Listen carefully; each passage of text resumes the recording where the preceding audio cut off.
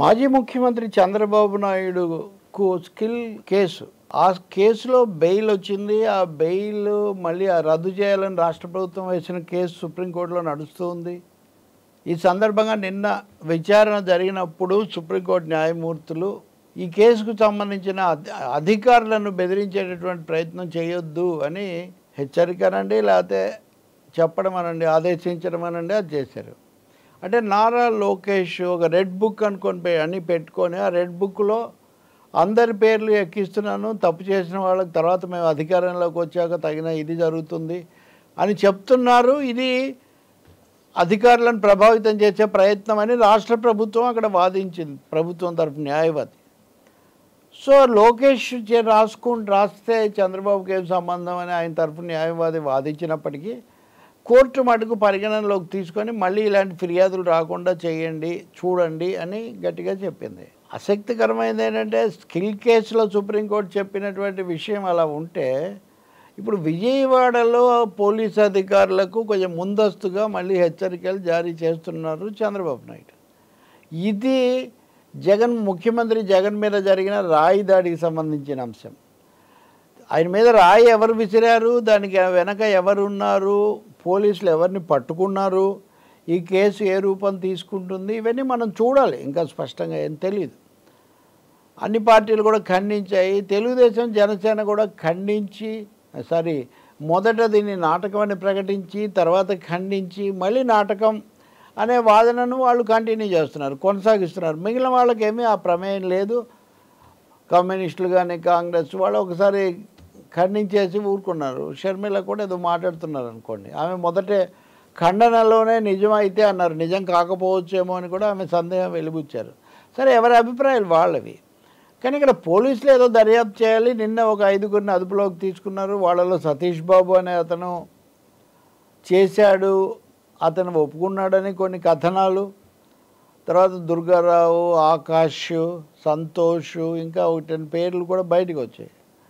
అంతకుముందే టీడీపీ మాజీ శాసనసభ్యుడు, ఇప్పుడు ఆ నియోజకవర్గానికి విజయవాడ సెంట్రల్ అభ్యర్థిగా ఉన్న బోండా ఉమామహేశ్వరరావు, వంకా సీను అనే అతను ఇవన్నీ చేశాడు.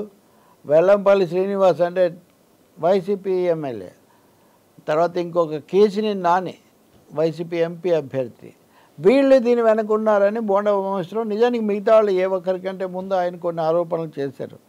నేను అప్పుడు కూడా చెప్పాను, ఆరోపణ చేసినప్పుడు దానికి ఉన్న ఆధారాలేవో హాయిగా పోలీసులకు అప్పగిస్తే మెరుగ్గా ఉంటుంది, మీడియాలో వచ్చినంత మాత్రాన ఉపయోగం లేదు కదని. ఆయన ఇచ్చారో లేదో నాకైతే తెలియదు. కానీ నిన్న వీళ్ళను పట్టుకున్న ఈ సమయంలోనే వీళ్ళు వాళ్ళే తీసుకొచ్చారు, వీళ్ళకి డబ్బులు ఇవ్వకపోవడం వల్ల ఇలా చేశారు అని కొన్ని స్టోరీస్ నడుస్తున్నాయి. సరే, ఎవరి స్టోరీస్ వాళ్ళవి, ఎవరి ఆరోపణలు వాళ్ళవి, మనమేమీ దాని గురించి చెప్పేదేముండదు. కానీ ఆ తర్వాత మొదలైంది అసలు కథ. బోండా ఉమామహేశ్వరరావు నన్ను ఇరికించడానికి ప్రయత్నం చేస్తున్నారు, దానికోసం కుట్ర జరుగుతూ ఉంది. ఆ తర్వాత మా కార్యాలయంలో నుంచి దుర్గారావు అనే అతన్ని తీసుకొని పోయారు. దుర్గారావు నాతో టచ్లో ఉండి నాకు ప్రోగ్రామ్స్ చెప్తూ ఉంటాడు ఎప్పుడు. ఇప్పుడు ఆ దుర్గారావుని ఇందులో ఇరికించేటటువంటి ప్రయత్నం చేస్తున్నారు, ఇదంతా పెద్ద కుట్ర అని బోండా ఉమామహేశ్వరరావు ఆరోపణ చేశారు. నేను ఎవరిని వదిలిపెట్టను, నన్ను అనవసరంగా లాగితే ఊరుకొని, ఇలాంటివన్నీ ఆయన అన్నారు. నిజానికి బోండా ఉమామహేశ్వరరావు పేరు పోలీసుల నుంచి కానీ అట్లా రాలేదు. అక్కడ ఆయన అభ్యర్థి అన్నదైతే ఒకటి నిజం, అంటే పార్టీ అభ్యర్థి. అక్కడ ఆయన కట్అవుట్లు అవన్నీ కూడా మనం చూస్తాం ఎప్పుడు వెళ్ళినా కానీ. కాబట్టి బోండా ఉమామహేశ్వరరావు చుట్టూ ఒక వివాదం ఏదైనా జరుగుతుందా? తెలుగుదేశం వాళ్ళు మాకు ఒక పత్రికలో ఈరోజు రాశారు, ఆయన ఇరికించే ప్రయత్నం జరుగుతుంది, ఆ విషయం తెలుగుదేశానికి తెలియవచ్చింది అని. వాళ్ళు ముందే చెప్పకముందే ఇదంతా ఎందుకు జరుగుతుంది, ఏం తెలిసింది అనేది ఒకటైతే, ఈరోజు స్వయంగా చంద్రబాబు నాయుడే దీని మీద వ్యాఖ్యానించాడు. నేను ఇందాక చెప్పినట్టు ఆఫీసర్స్ మీరు జాగ్రత్తగా ఉండండి, మా వాళ్ళని ఇరికించే ప్రయత్నం జరిగితే కుదరదు, బోండా ఉమామహేశ్వరరావుని ఇందులో ఇరికించే ప్రయత్నం జరుగుతున్నట్టుగా మాకు తెలుస్తుంది, దీన్ని మేము ఏమాత్రం ఆమోదించమని ఆయన చెప్పారు. నిజంగా ఏం చేస్తారు పోలీసులు అనేది ఒక లెక్క అయితే, ముందుగా సమాచారం రాకముందే రాజకీయ పార్టీలు వాళ్ళని అరెస్ట్ చేస్తే వీళ్ళని అరెస్ట్ చేస్తే అని ఈ విధమైన అల్టిమేటంలు జారీ చేస్తే ఏమవుతుంది, అలాగే దర్యాప్తు ఎలా జరుగుతుంది అనేది కూడా ఒక పెద్ద ప్రశ్న. చంద్రబాబు నాయుడు మొదటి రోజే జరిగిన వెంటనే మోదీ తర్వాత ఆయన ఖండించారు. దీని మీద నిష్పాక్షికంగా దర్యాప్తు జరిపి అధికారుల మీద చర్యలు తీసుకోవాలని ఆయన అన్నారు. అప్పుడే ఒక సమస్య వచ్చింది. దుండగుల మీద లేకపోతే నిందితుల మీద అనుమానితుల మీద చర్య తీసుకోవాలంటారు ఎవరైనా. చంద్రబాబు నాయుడు అధికారుల మీద చర్య తీసుకోవాలంటున్నారు ఏంటి అని. ఆ తర్వాత వాళ్ళ పార్టీ ఎమ్మెల్యే బుచ్చయ్య చౌదరి అదే చెప్పాడు. ఆ తర్వాత వాళ్ళని బలపరిచే మీడియాలో కూడా అలాంటి కథనాలే, ఇన్ని భద్రతా వైఫల్యాలు ఇవన్నీ ఎందుకు జరిగాయి ఏంటి, వీటిని చూడాలంటే వాళ్ళు భద్రతా వైఫల్యాలు, అధికారులు వాళ్ళ మీద చర్య తీసుకోవడం, వాళ్ళకి శిక్ష వేయటం, వీటి గురించి మాట్లాడుతున్నారు.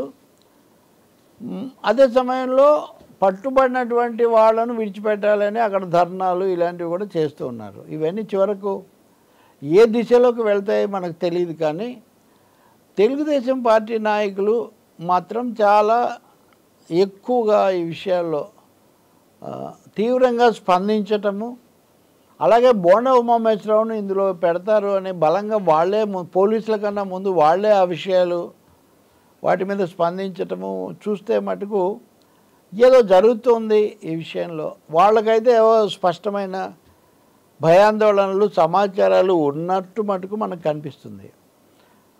ఎవరి విషయంలో అయినా మనం ఒకటే చెప్తాం, పోలీసులు అధికారులు నిష్పక్షపాతంగా వ్యవహరించాలని.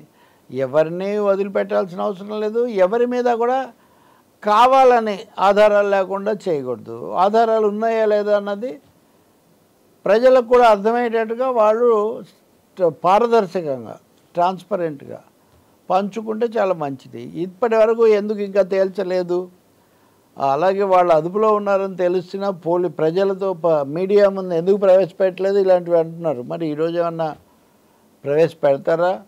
ఆ సమయంలో ఏం చెప్తారు? ఒకటైతే నిజం, ఇంత అసహనం, పరస్పర వైరం బాగా తారస్థాయిలో ఉన్నప్పుడు వాళ్ళు ఏం చెప్పినా దానికి మళ్ళీ సెకండ్ వెర్షన్ గ్యారంటీగా ఉంటుంది. మళ్ళీ దాని మీద ఎదురుదాడి కూడా ఉంటుంది. అవన్నీ రాజకీయంగా ఉండేవన్నీ ఎలాగో ఉంటాయి. కానీ అటు ఎన్నికల సంఘము, ఇటు పోలీసులు కూడా రాగద్వేషాలు లేదా వాళ్ళ పట్ల మొగ్గు, వీళ్ళ మీద వ్యతిరేకత అట్లాంటివి ఏం లేకుండా అక్కడ జరిగిన దాన్ని బట్టి, ఆధారాలను బట్టి, నిబంధనల ప్రకారం చర్యలు తీసుకోవాలి అని మాత్రమే మనం కోరుకోవాలి. ముందుగా చెయ్యండి అన్నా చేయొద్దండి అన్నా దాన్ని బట్టి వ్యవహరించటం అనేది ఎలాగూ అది జరగదు, అలా జరగకూడదు కూడా.